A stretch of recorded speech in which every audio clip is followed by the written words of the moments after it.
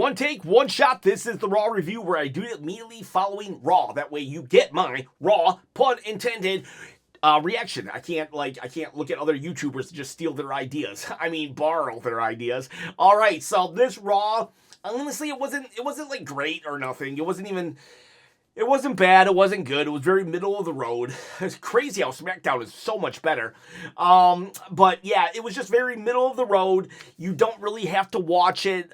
The best thing to watch was the Becky Lynch cutting an interview, cutting a promo on Ireland and their matchup. They have really good chemistry, and Natalia turned. We'll talk about that in a minute.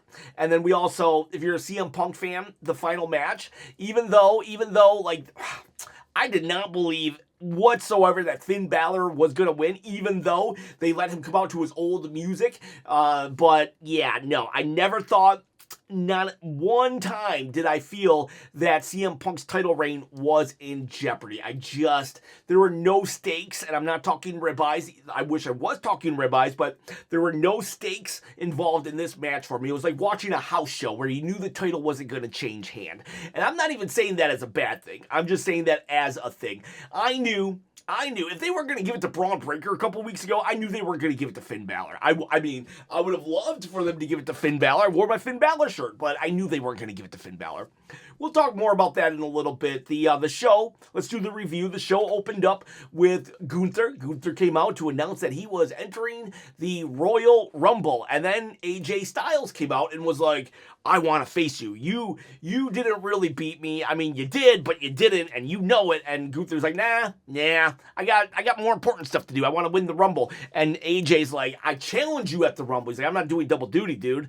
And then AJ is like, come on, are you afraid? And Gunther's like, no, I'm not afraid. But if you want a match, then you got to put your career on the line. Will Gunther be the career killer again? Because, well, it's a well-known fact, and the announcers even said that AJ said that 2026 is his last year ever. So now I think everybody's just saying, well, this is it. I just can't see them cutting AJ Styles' career short this quick. I just don't see it. But you never know. I mean, I didn't think there was no way in the world that I would have said they were going to let John Cena tap out, and yet he did. So I guess we're living in a possible world where 2026, the AJ Styles retirement run isn't going to be a run at all. It's going to be just a light jog to the end of January. What do you boys, what do you girls think? Do you think that AJ Styles is actually going to lose his retirement year in month number 1? Woo! I mean, that would get heat, but I really hope not. I was hoping to really get a lot of some matchups. I feel like they've only really dusted off AJ Styles during WrestleMania season and given him a program there. Last year there was an exception because he had the Dominic Mysterio program, but almost every other year it seems like he gets like one feud a year, and I was really hoping that maybe this year, because it's his retirement, that he would get at least 3 or 4, but I don't know. I really hope not. I understand this is a once in a lifetime opportunity to have someone like a career killer like Gunther. I do understand that. There's a lot of upside to making Gunther retire everybody, but at the other side of the coin though, I don't want to see for the next 5 years Gunther he retires AJ, then he retires Rey Mysterio, then he retires CM Punk, then he retires Randy Orton. I want to be able to have some variety in these guys' last match. I don't want it to always have to be Gunther. I understand why it would be. It's a once in a lifetime character that they could have here, and sometimes you gotta like strike on something like that. But I don't know. I would love to not know who Randy Orton's final opponent is going to be. You know what I mean? I would love to not know that right now. In 5 years when he retires, I don't want to just be like, yeah, it's going to be Gunther. I don't want to know that for 5 years. So I really do hope that AJ Styles can beat Gunther here. I didn't want Gunther to lose this quick, but because now they have set it up in motion like this, I want AJ to win. I want to see more AJ Styles match. I would love for him to retire at Survivor Series or something, at least. That way we could get maybe every 2 months he's in a program. That's just me. Let me know what you think. Then we did then go to the Becky Lynch versus Maxine Dupree. Maxine brought out Natalia, and she made it seem like Natalia, like, oh, Natalia, you're here, you're my best friend and everything. Where's AJ Lee? Remember the original story? It was AJ Lee that helped Maxine Dupree win the match. She got advice from her.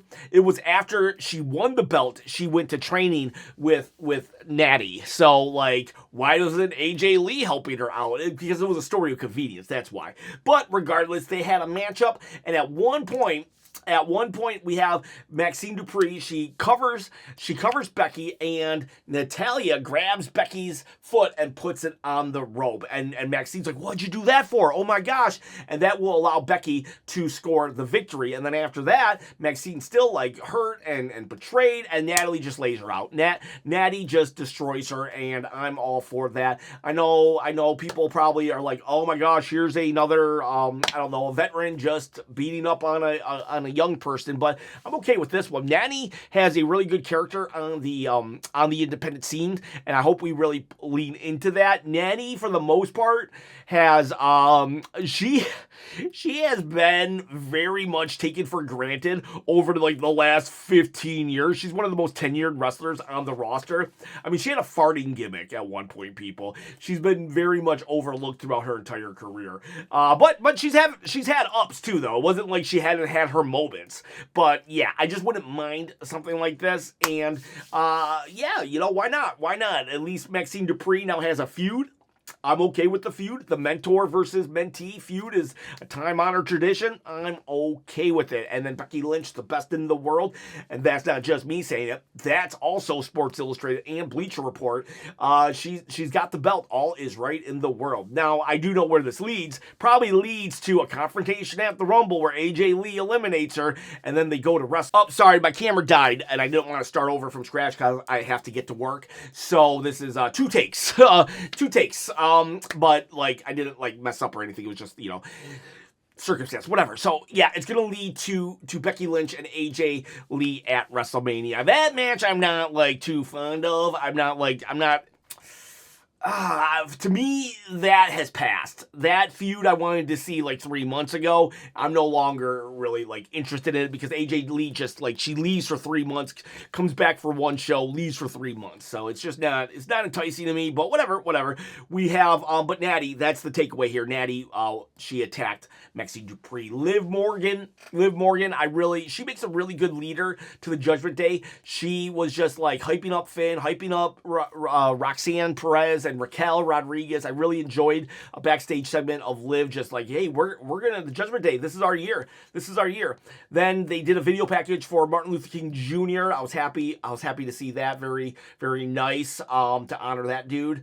We got The Vision. The Vision is just, holy crap. They have fallen so hard. The Vision. Okay, so last week, Adam Pearce is like, Braun Breaker, you need to stay home. And then Braun Breaker, like a good boy, stays home. And then this week, Adam Pearce is like, I'm going to go out there and watch your match. And then he goes out there. He stops them from using the brass knucks. It's The Vision. Austin Theory, Bronson Reed, and Logan Paul. They come out to Logan Paul's music, not Bronson Reed's music, Logan Paul's music, and they have a matchup with Rey Mysterio, Dragon Lee, and Penta. I'm sorry, but this match should not have gone 10 minutes. It did, and the Luchadors won. The Vision is supposed to be like The Vision was supposed to be the bloodline, all right? The Vision was supposed to be the 2026 bloodline or the 2025 bloodline, or at the very least, Evolution Part 2. And they're losing to Dragon Lee and Rey Mysterio. I'm more flabbergasted by that. The trick here though is that Paul Heyman put Adam Pearce on the phone with somebody, and so Paul Heyman is like, ha ha ha. So we're supposed to believe that Paul Heyman is actually getting the one up. It's like the Vision are down and out right now, but don't count them out because Paul Heyman, he's a smart guy, and Adam Pearce is like, okay, next week I want to meet with Braun Breaker man to man, just like they did on SmackDown when Nick Aldis had to meet with Drew man to man, and Paul's like, it had nothing to do with the phone call, huh? And he's like, no, it didn't. I just want a man to man. And I mean, honestly, just the Vision are so freaking weak. This is the dude who beat Bronson Reed beat Roman Reigns like 4 months ago. It's like, what are we doing here? Like, Austin Theory is back to no aura whatsoever. And surprise, surprise, he took the pin here. It's like, wow. Logan Paul, like, I mean, from a wrestling ability, being able to hang out with these guys, he's probably learning a lot. But from a character perspective, Logan Paul even feels like not special anymore. So, this, the Vision, They are a cautionary tale. Like, they suck. They flat out suck right now. And I didn't connect with them when they were with Seth Rollins, but even now it's so bad. It is so bad when they're losing now. They're losing now to Dragon Lee, Rey Mysterio. That blows my mind. And Braun Breaker, just like Adam Pearce has no fear of Braun Breaker. No fear whatsoever. It's crazy to me. I'm not saying he has to cower, but he does have to he's yelling in his face. He's getting up in his face. I mean, heck, he put his hands on him first, and all right. That's your most fearsome baddies. Those are your major baddies of the WWE right now, on Raw at least. It's like, it's insane to me. The Vision, completely zero aura right now. Maybe even -1. Next week they're gonna have whatever. We're gonna see what that phone call is. Who was the phone call? I saw something online. Like, what if it was like, what if Paul Heyman called The Rock, and The Rock is gonna replace Adam Pearce with Ava? Ava might do better as a heel. I don't like her at all as a face GM, but she's just had really bad acting. But I remember Vicky Guerrero was really bad as a face also, but once she turned heel, she became one of the greatest villains of all time. So maybe Ava could be a heel. I don't know. That was just, that was a theory. I'm not saying that's what's going to happen. The Vision lost. Okay, so Rhea and Io, they come out. They say they're going to enter the Rumble and blah, blah, blah. But then Liv Morgan comes out and saves it, you know. I think Rhea just likes to hear the crowd pop because she just says one sentence, stops, and smiles and listens to the crowd. She always does that. But Liv is just she's like, hi, and it's just so annoying but awesome. And what I really liked here, though, was they're about to, get into it, and then Raquel Rodriguez attacked. I really liked that Raquel Rodriguez and Liv Morgan and Roxanne Perez, they were all seen together again, working for the same goal. And they fought back, the faces. The faces did fight back. It looked like maybe they were going to come back, but then Liv Morgan hit the Oblivion on Rhea Ripley. It was just a really good segment, honestly. The bad guys stood tall, but the good guys didn't look weak. That's what you should do. That's how you do it. You build sympathy, too, for your faces now, because now you want to see them get their revenge on Liv Morgan. And they were like, ha, ha, ha. Liv Morgan is just... To me, she was the best part of Raw, but she wasn't in enough Raw to make this Raw a good episode. We got Javon versus Grande Americano. Ooh, this one sucked. This one sucked because it was pretty cool at first, but then they came back from a commercial break, and Javon Evans, they called the match. He had hurt himself. Now, Grande Americano stayed in character, so he was like, yep, bye-bye, I beat you, haha, whatever. But it's like, oh, man, this is I think they did did in the chat, like, how many shoulder injuries is this now? Because he was like feeling right here. Javon Evans, we have Chad Gable, Liv Morgan. I think there was someone else. I mean, I can't think of it right now, but the shoulder injuries are running rampant. I think he said Sol Ruka, but I can't confirm that. And then there's neck injuries. Just a lot of injuries running rampant right now in WWE, and it just sucks for Javon. I mean, it always sucks, no matter what. It always sucks. But he just got to the main roster, and he was just about to get into the Rumble. He was just probably going to get a match at WrestleMania. It's like, if only this could have happened after, if it had to happen. Obviously, I don't want it to happen, but it just sucks so much worse. The timing of it. I just feel really bad for him, and I don't know exactly what happened. We shall see, but hopefully it's nothing. Penta actually had a shoulder injury too. Hopefully it's nothing. Hopefully it was just cautionary. I definitely put the health and well-being of the wrestler over the match or the stories or even WrestleMania. So kudos to the doctors for saying no to you can't wrestle anymore. But I really hope that this is I hope it was more precaution than anything. And then AJ Styles, he talks to Pierce and he's like, yeah, I'll do the matchup. And after that, Asuka, Kairi, I love this. This was another really good segment. Kairi's just like, she's like, and then Asuka comes and she's like, you made me lose, or you lost the titles. You lost last week. And then Kairi is like, I'm so sorry.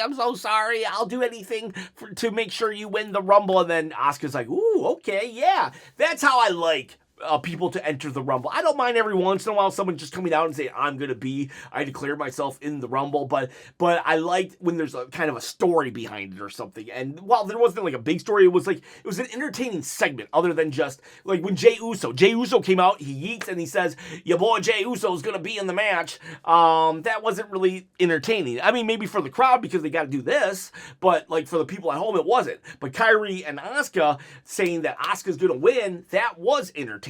If that makes sense. And then Liv and them saying we're entering too for the beatdown. That entertaining. Gunther saying I'm gonna enter, but then AJ coming out and saying, no, I want to fight you. He's like, oh, nope, I'm already entered. Sorry. So they tied it back. Story. But Jey Uso just coming out, I'm entering the Rumble. Not so much story. Then we do Finn Balor versus CM Punk. Again, never thought he was going to win. I was hoping, but never thought. Like with Drew McIntyre, I would say I didn't think Drew was going to win, but I at least had like a 1 to 5% hope that he would. With Finn, I had zero. I didn't believe it at all. He came out to his music, and maybe he was a little rusty, but he missed his cues, his old music.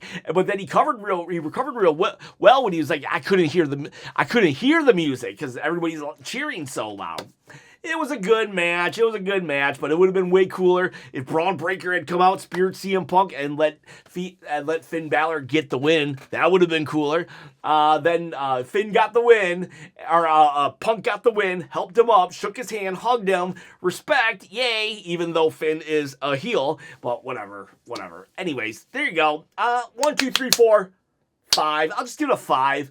Didn't hate it, didn't love it, just it was there. It was something to do on a Monday afternoon. I guess we're back on regular Eastern Standard Time, 8 p.m. moving forward in the States. I think they're out of the European tour, and that's it. We go to Friday, then we go to Saturday night's main event, and we are now on the road to WrestleMania. All right, boys. All right, girls. See ya. Bye.